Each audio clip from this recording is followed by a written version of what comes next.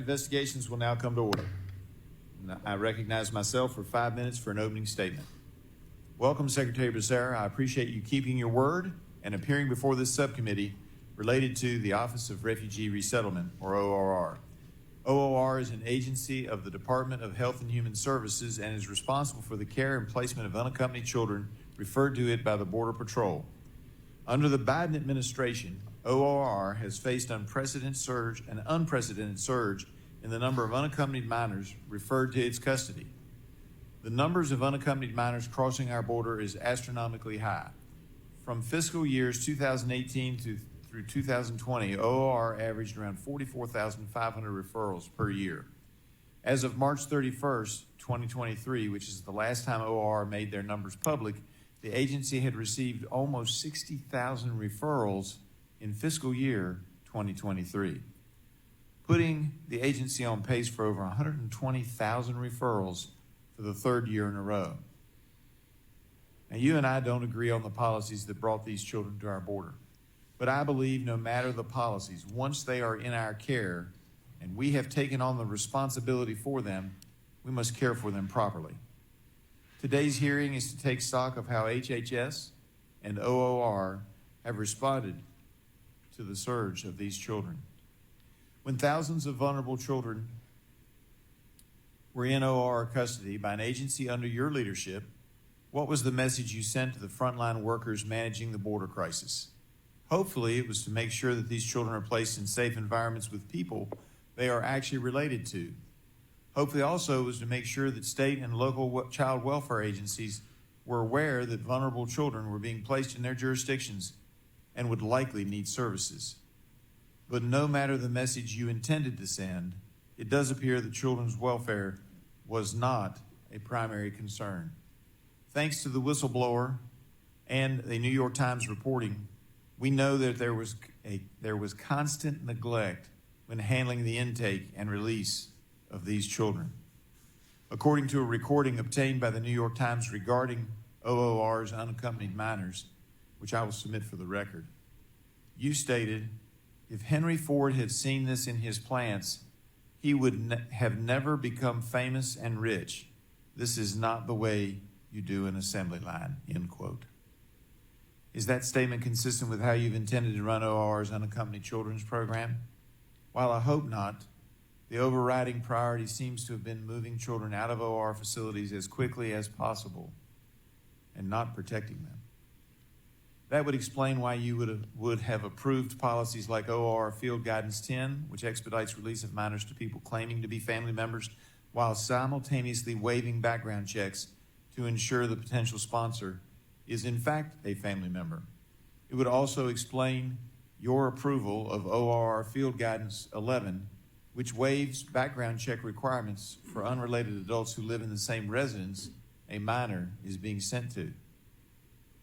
This is of great concern, and I have been vocal about the failure of ORR to provide bona fide background checks. In 2021, I visited the emergency intake operation in Fort Bliss, Texas. I was shocked with what I learned there. There was no collaboration with law enforcement for real background checks when vetting sponsors, and the, quote, public records check, end quote, that they were using was merely a widely available internet search engine. My suspicions were solidified by a September 2022 OIG report on Fort Bliss. Under your leadership, ORR has issued requests for proposals and contracts worth billions of dollars for what seem to be large permanent influx care facilities designed to quickly process hundreds of minors. My fear is that no matter what your intentions may be, you may be putting ORR on a permanent assembly line footing where child welfare simply is not a priority. As I close, I'd like to enter into the record a report by a statewide grand jury in Florida charged with investigating ORR. This report, Mr. Secretary, is damning. It details chapter and verse how ORR's policies and practices have resulted in child exploitation and trafficking. I'll end by quoting the grand jury's assessment. If any resident of Florida exposed U.S. quote, if any resident of Florida exposed U.S.-born children to this process, they would be justifiably arrested for child neglect or worse. We do not think children should be less protected simply because they were born outside our borders and brought here by a government agency. I've been saying that for years. As a former domestic relations lawyer in Virginia, the same related to the legal standard would be true in Virginia as well. OR actions are equal to neglect. The child's legal status in this country is irrelevant, and OR must do better. I yield back.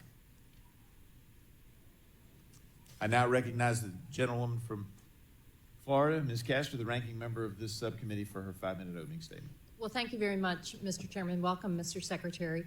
Unaccompanied children seeking refuge in the U.S. are some of the most vulnerable among us. They often cross the border alone, escaping persecution, violence, and abuse. The experience would be frightening and confusing for anyone, let alone a child who may not speak English. So we have a moral and legal obligation to ensure that unaccompanied children are safe and cared for. The Office of Refugee Resettlement is tasked under the law with the responsibility to keep unaccompanied children well and safe from the time they are transferred from the Department of Homeland Security to the time they are placed with vetted sponsors who are more often than not family members. Earlier this year, news reports detailed cases of unaccompanied minors working in harsh conditions in plants and factories. The reports were shocking and deeply disturbing. Businesses are exploiting children as a source of cheap labor and preying on their financial desperation. This type of child exploitation must not be tolerated. Even though ORR has limited authorities under the law and limited resources, there is more that can be done to protect these children. For example, ORR is now expanding oversight and services to children after they are placed with families and sponsors, per the funding that Congress provided in last year's Omnibus Appropriations Bill. ORR is also working more closely with the Department of Labor to address labor issues, and the HHS Inspector General recommended, and as the HHS Inspector General recommended, HHS is working to expand network capacity and modernize the portal that allows OR to monitor the best interests of the children. I look forward to hearing from you, Mr. Secretary, about OR's work to eliminate the risk of labor trafficking, to enhance services after the placement with sponsors, and to improve the reporting of abuse. That is the kind of oversight that this subcommittee must be doing, and I commend the chair for this hearing and to the Secretary for attending. But this meaningful oversight effort is an exception, because the majority has been focused on various partisan tangents. Most of this Congress aimed at sowing distrust in public servants in our health institutions. One far-out tangent that I hope we can put to rest is the GOP's baseless allegations regarding the validity of certain NIH institute and center directors. For months, Energy and Commerce Republicans have made unfounded claims that 14 directors of NIH institutes and centers served illegally for over 2 years because they were not directly reappointed by Secretary Becerra. The GOP members point to a section of the 21st Century Cures Act holding up a graphic that states that such directors shall be appointed by the Secretary. But they intentionally obscured the most important part of that statute, which states that when making director appointments, the Secretary acts through the director of the National Institutes of Health. Republicans inexplicably blurred out the clear language of the statute. Why? It appears to be an attempt to spin up yet another conspiracy.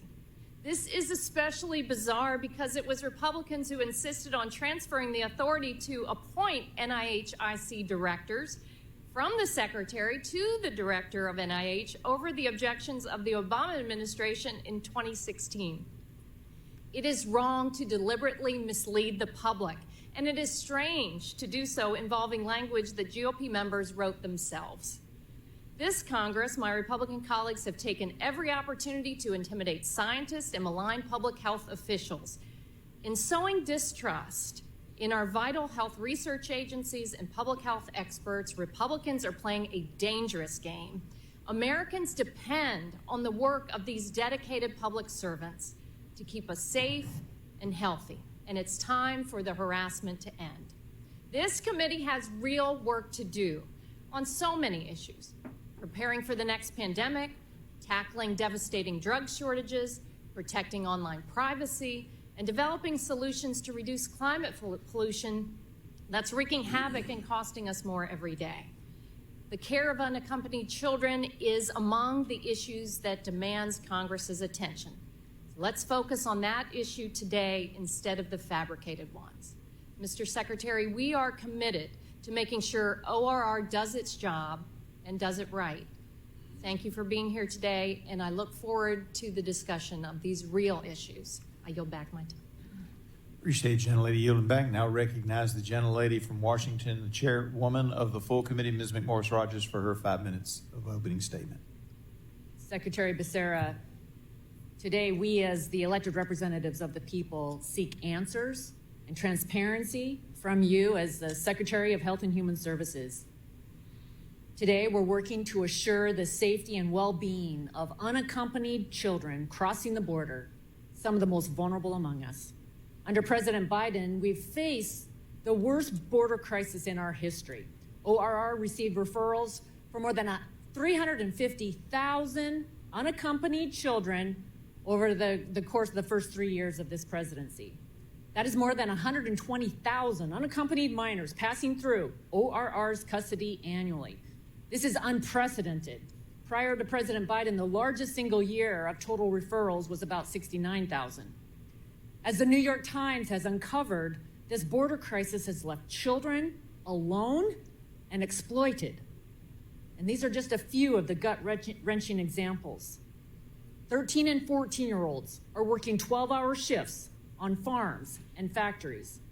Children dropping out of school or never signing up because they owe a debt to the smuggler that trafficked them. Children running away from their sponsors, the ones that ORR placed them with, because they were being sold for sex. We're going to talk a lot about the 85,000 children that ORR could not contact after placement. ORR claims that its 81% successful post-release contact rate is a significant accomplishment. It's not a success when the agency has lost contact with a third of the migrant children during the first 2 years of the Biden administration. And the post-release follow-up is already a low bar. ORR considers it a success if they merely speak with a child or a sponsor over the phone. Secretary Becerra, I'm especially concerned about specific policies and practices that you've put in place that prevent ORR from vetting sponsors. Why would you waive criminal background checks, including checks of the sex offender and the child abuse registries for sponsors and other adults living in households where children are placed? Why would you allow, under your watch, digital fingerprinting to confirm the identity of the sponsors to drop by 55%? Why would you allow at least 30,000 minors to be handed over to someone ORR knows that they're not related to? As an internal memo revealed, the department has become, quote, one that rewards individuals for making quick releases and not one that rewards individuals for preventing unsafe releases. The consequences of these decisions are entirely foreseeable. And again, thanks to the New York Times, we know that reports reached your desk that children were at risk. The American people must know how you could possibly have ignored these warning signs and continue to put more children in danger of exploitation. As I mentioned, this isn't the only example of mismanagement and abuses of power at HHS. As Secretary, you failed to follow the law and the Constitution to reappoint the 14 NIH officials, including Dr. Fauci. As a result, they exercised power and authority they didn't legally have in approving billions of dollars in taxpayer-funded grants. There's a crisis of confidence at our public health agencies, including CDC, FDA, and NIH. CMS is denying seniors approved Alzheimer's medications and dragging its feet on meaningful price transparency rules to lower drug costs. The FDA's baby formula shortage caused panic and harm to mothers, fathers, and children across the nation. And you failed to provide us the transparency for President Biden's radical spending agenda that fueled record-breaking inflation. And the HHS OIG just reported a massive amount of fraud and waste in the COVID-19 uninsured program, which grew dramatically under your watch. For the sake of time, I won't go on. But I'll close by saying this. HHS has lost sight of its mission. As Chair Griffiths said, there seems to be more concern with politics and power than the American people's safety and well-being. And I'm very concerned about a culture of arrogance and lawlessness. As I started, we're the elected representatives of the people, and we are demanding transparency and responsiveness. This culture must change, and it must change at the very top, starting with your leadership and taking responsibility for your actions. You're testifying before the committee under oath. We expect and need honest and complete answers for what has happened. Thank you, and I yield back. Gentlelady yields back, and now recognize the ranking member of the full committee, Mr. Pallone, for his 5-minute opening statement. Thank you, Mr. Chairman. Earlier this year, I was alarmed by reports of children who came to this country alone only to be exploited by their sponsors and companies that illegally employed them. And I'm pleased that Secretary Becerra is here to explain what the Office of Refugee Settlement is doing to better address this cruel abuse. ORR has been in a difficult position. Its budget and authorities are limited, particularly in the period after a child is released into the custody of his sponsor. This is a critical time for the detection and remediation of any exploitation. In 2021, the Biden administration inherited a crisis in the aftermath of the Trump administration's inhumane family separation policy, and ORR acted quickly to reunify families, place children in the care of sponsors, build emergency facilities, and hire staff, and those efforts were necessary.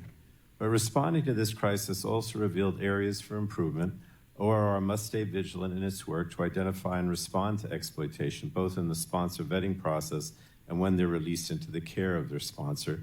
And I look forward to hearing how ORR is accelerating this important work, including through its joint efforts with the Department of Labor to combat illegal child labor. This hearing is entitled Stopping the Exploitation of Migrant Children, and everyone fully supports that goal. Unfortunately, I believe the actions that my Republican colleagues are taking would make this situation worse, not better.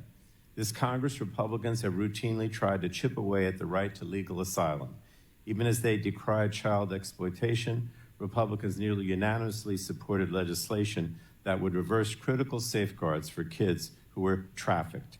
And this Republican action would leave these kids in Department of Homeland Security facilities for up to 10 times as long as the legal limit. And Republicans continue to cave to their extreme right wing of their party by pushing for dramatic budget cuts that would set back any progress that ORR has made in protecting unaccompanied minors. For example, most recently, House Republicans on the Appropriations Committee are pushing an annual funding bill that would cut the unaccompanied children's program funding by $3.3 billion in the upcoming fiscal year. This drastic funding cut would severely hinder the office's ability to provide services like mental health care and legal services that would help detect and prevent the very kind of abuse that this hearing is supposedly about. And frankly, tearing down important agencies rather than supporting their essential work has been a theme this year under the Republican majority. While our committee has traditionally been able to stay above the fray, I'm concerned that is no longer the case. The Republican majority continues to push a legally flawed theory that 14 National Institutes of Health centers and institute directors were improperly appointed. These allegations ignore language in the 21st Century Cures Act that they put in, former Republican Chair Fred Upton and former Congressman Joe Barton, deliberately saying that the secretary should act through the NIH director. So this so-called investigation simply is not based in law. It's also a huge waste of the committee and its members' time. We have so many more important issues to deal with than this. Committee Republicans have also continued other baseless investigations, including harassing a senior NIH scientist to sit for a transcribed interview about a research project that never occurred. They continue to press the theory that COVID-19 leaked from the Wuhan Institute of Virology without any real evidence. They're fixated on manufacturing partisan scandals to discredit the work of our public servants, intimidate researchers, and promote frivolous litigation. Again, we have so many more important issues to deal with. The Republican majority's attacks only distract from the important oversight work that children deserve and that Americans depend on. And I look forward to hearing from Secretary Becerra about how ORR plans to identify and respond to violations of children's rights. But again, thank you, Mr. Chairman, and I look forward to hearing from the Secretary. That concludes, thank you, Mr. Ranking Member, for yielding back. That concludes the members' opening statements. The chair would like to remind members that pursuant to committee rules, all members' written opening statements will be made a part of the record. Please provide those to the clerk promptly. We want to thank you, Mr. Secretary, for being here with us today and taking your time to testify before this subcommittee. You will have an opportunity to give an opening statement followed by a round of questions from members. I think it's pretty obvious that our witness today is Secretary Becerra of the Department of Health and Human Services. We look forward to hearing from you.